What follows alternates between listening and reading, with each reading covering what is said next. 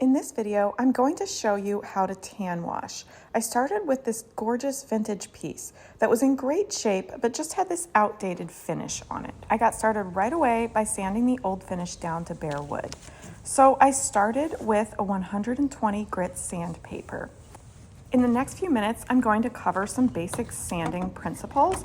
So if you already know how to use an electric sander, go ahead and skip to the next section. There's a couple really important things to remember when you're using an electric sander.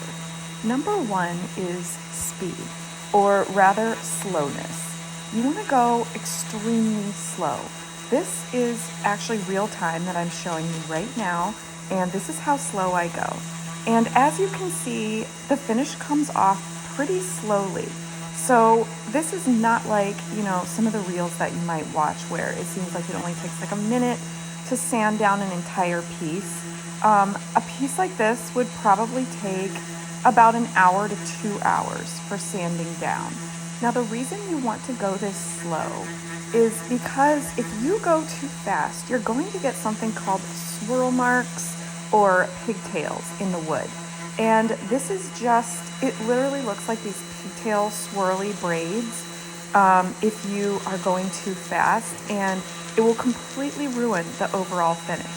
But they're really hard to see on raw wood, so you won't be able to see them until you apply your stain or paint wash or whatever you're doing. And at that point, it will be too late and you'll have to start over. I learned that the hard way the first time I used an electric sander. So I want to pass that information on to you so you don't make the same mistake. The next thing to remember is to make sure you're always pressing it down completely flat. You don't want to be tipping it on the angle like this at all. That is another thing that will cause swirl marks. And then lastly, you need to remember to use very little pressure. So here's a general rule that I follow. The amount of pressure that you need is literally only the pressure that it takes to kind of control the sander.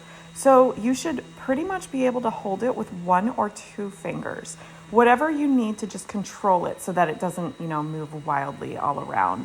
But I'm not pushing at all. I am just holding it and moving it very, very gently. Now I'm just showing you this section because it shows how straight I'm holding it and flat I'm holding it.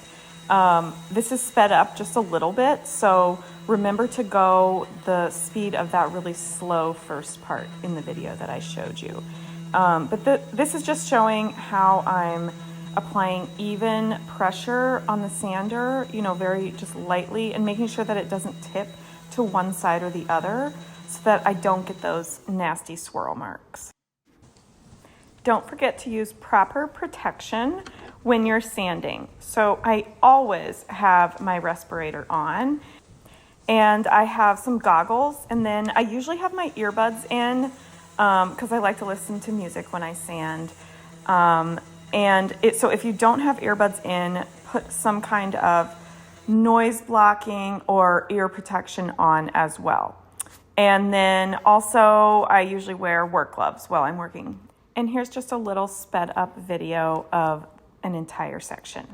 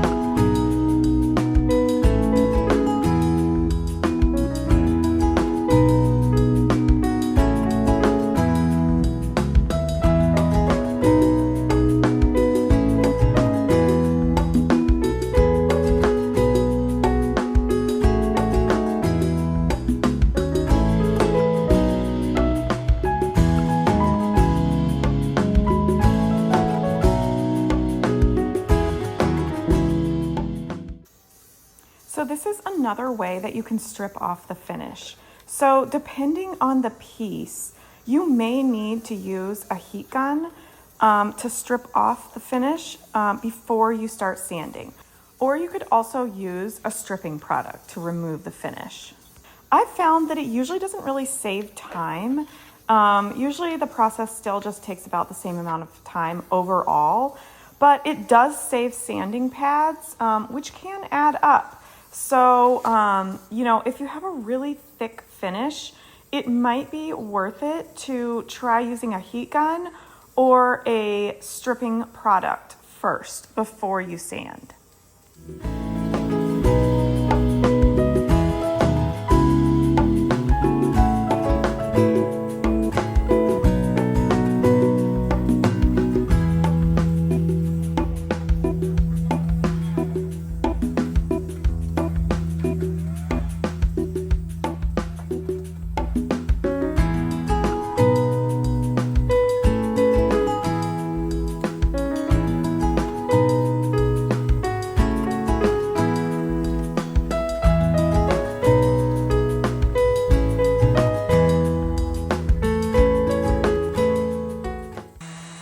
So here's a section that I did with using the heat gun first. So I stripped off the thick layer of finish, and then I just went back over it with my sander, because you can see there's still a little bit of the old stain left on. Even after you use a heat gun or a stripping product, there's usually still some of the old finish left. So you will still have to sand. But the sanding time will be much shorter, and I only had to use one sanding pad for this section right here, and the sanding pad was still good. So it does cut down on the sanding products that you need. But it's really just a matter of preference and what tools you have that will determine which method that I use.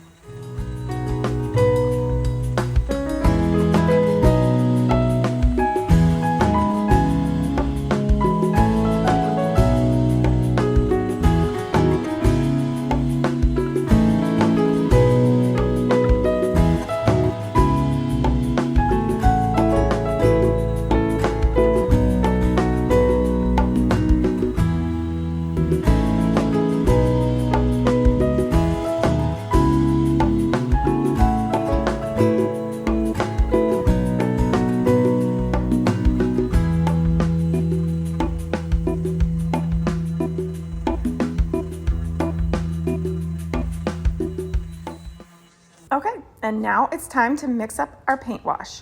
So I love using Fusion Minerals Algonquin because it's just that perfect neutral shade that everyone loves right now. So I pour a little bit of paint into a separate container, and then I'm gonna add about the same amount of water. So it's a 50-50 ratio. So I'm just gonna mix that all together, mixing it really well, and then dip your paintbrush in, and it should be nice and drippy and runny like this. Now you're going to paint it on in a nice even layer, just like you would normally paint with regular paint. It goes on really easily because it is a paint wash, so it's nice and thin down. So you can just wipe it on just like this, paint it on with your brush. You don't need to go over it too many times, just kind of get a coat on there. Make sure you get every part of the surface and there's, no missed spots. But that's all there is to it. And then if you've sanded down to raw wood, like I showed you, then there's no need to wipe this paint off. So a lot of people, apply the paint wash and then they wipe it off. But when you've gone down to raw wood, you don't need to do that because it just soaks in, and then it basically works like a stain. So it just soaks into the wood, and you don't need to wipe it off or anything, and it will dry and show off that beautiful wood grain.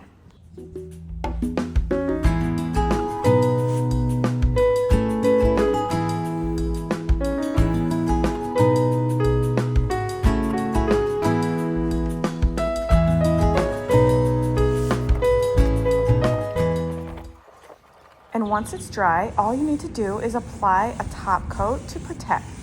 The top coat will also kind of highlight and accentuate the paint wash. So as you can see, I'm wiping it on and the wood grain just starts to pop. So I'm using a water-based satin polyurethane, and I have this foam brush to apply it with. And that's it. Once that poly is dry, all you have to do is reinstall the hardware and step back and admire. Let me know what you think of this process, and please reach out if you have any questions. It's really such a simple thing to do to give your furniture a whole new modern look.